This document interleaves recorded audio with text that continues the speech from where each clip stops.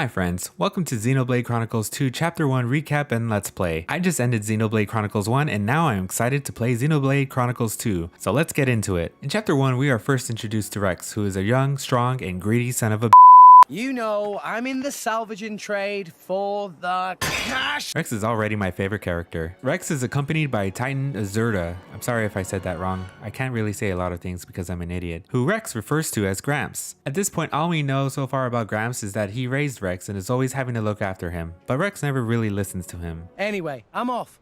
You can take a nap while you wait. Hey, come back here, will you?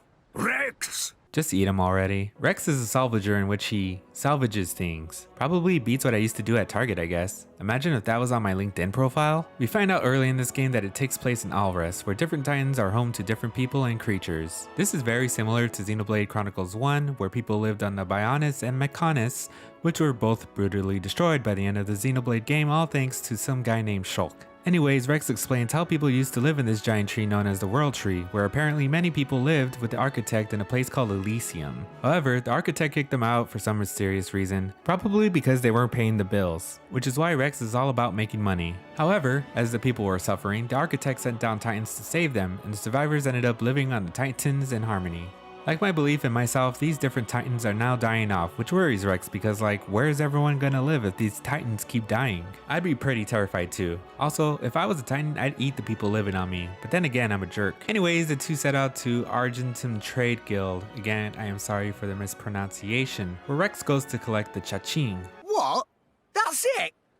It's life, Mare! It's at the Trade Guild where I found out that Rex is not as greedy as I thought he was, which was disappointing, but whatever. Good job, Rex. He's still a little scoundrel though. It's because Gramps doesn't charge rent. Hey! When I finally got to playing, I got to enjoy the sights of the guild. What's up, girl? How you living? It's here where Rex is told to meet Banna for a new job. So I go up the stairs and finally reach Banna's office, who seems like a scoundrel himself. It's also here where Rex meets the crew he'll be tagging along with that consists of drivers and blades. First, there's Malos, who looks like a douche and clearly a bad guy later on. Jin, your typical silent but strong type. And Nia, who treats Rex like a kid but is the same age. A child salvager. Jin, don't tell me we're gonna have to hire some babysitters for this outing too. What the hell? You look as much like a kid as I do, lady. I don't know how I feel about this drivers and blades thing. This wasn't in Xenoblade Chronicles 1. I'm sure there's an explanation for this later on. But whatever, I had my money and I was off again. After some preparation, I was ready to disembark on my main quest with the drivers and blades. Once on the ship, I pondered my life choices. Also, if we were on top of clouds, what's beneath them? Land? I mean, I see clouds when I look up. Oh yeah, it's water apparently. I don't know. Rex is also a booze hound. Aren't you like 12? Swim like a fish and drink like one too. That's the salvager's code.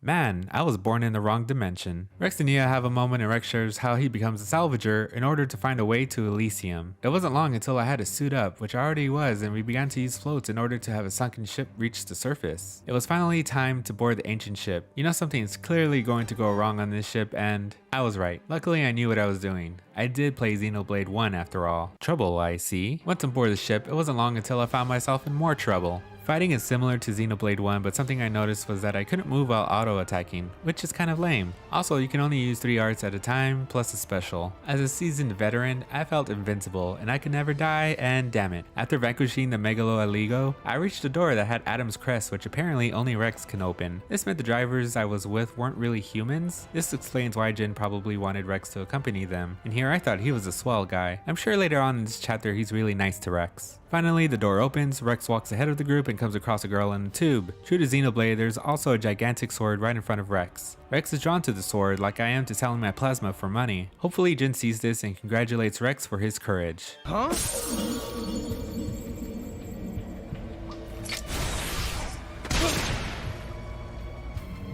Well, there goes that. However, instead of death, Rex wakes up in a grassy field. It's here where Rex meets Pyra, who is also known as the Aegis. They both seem to be living in what seems to be a memory of Pyra's when she was at Elysium. Is this the same land that was in Xenoblade Chronicles 1 that Shulk helped create? Anyways, Pyra asks Rex that she take him to Elysium. She gives him half of her life force in order to revive him. I know what you're thinking there, Rex, you lucky son of a He thus becomes the driver of the Aegis.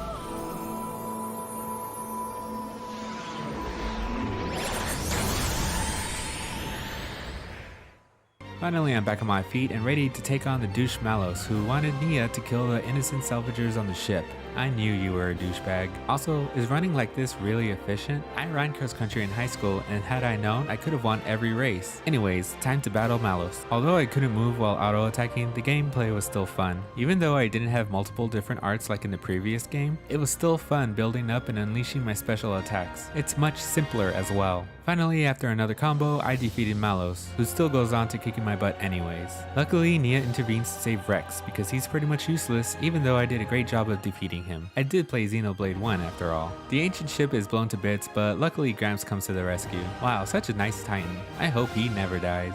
Apparently Jin, Malos, Pyra, and Gramps have all met before, and I'm just sitting here with my controller like WTF. Well, Chapter 1 pretty much sets up the rest of the adventure to Elysium, and I have so many questions as to what the heck is going on. It reminds me of my life, not the cool parts of the game, but like I don't know what I'm doing. How are you guys doing? I hope you are doing fine. Anyways, hope you enjoyed this video. My name is LEOG, and I will see you in the next video.